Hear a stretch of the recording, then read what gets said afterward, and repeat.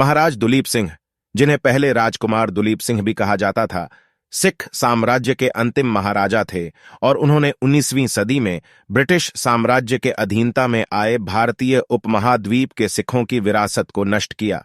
महाराज दुलीप सिंह का जन्म 1838 में लाहौर, सिख साम्राज्य में हुआ था।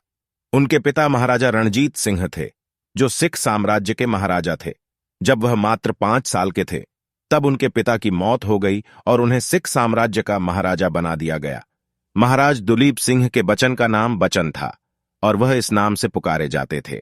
उनका जन्म सन 1856 में हुआ था, जब महाराज दुलीप सिंह ब्रिटिश साम्राज्य के अधीन थे और वे इंग्लैंड में निवास कर रहे थे।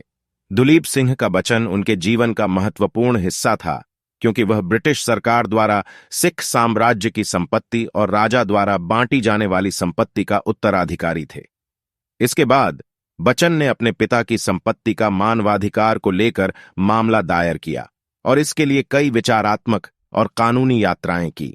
बचन ने अपने पिता की संपत्ति के प्रति अपना अधिकार स्थायी करने के लिए कई कदम उठाए, लेकिन उनकी यात्रा मुश्किल और चुनौतीपूर्ण थी।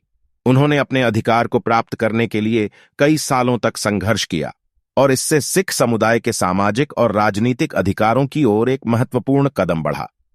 1850 में ब्रिटिश सरकार ने महाराज दुलीप सिंह को उनकी सारी संपत्ति और राज्य की कंट्रोल से वंचित कर दिया और उन्हें इंग्लैंड भेज दिया।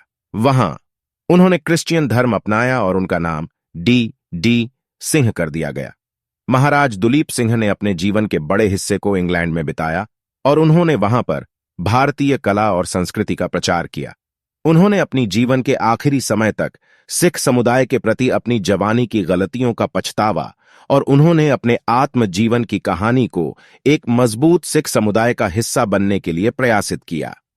महाराज दुलीप सिंह का जीवन और उनके सामाजिक योगदान का इतिहास एक महत्वपूर्ण चरण है भारतीय इतिहास में, जिसमें उनकी व्यक्तिगत और राजकीय जीवन की कई महत्वपूर्ण घटनाएं हैं।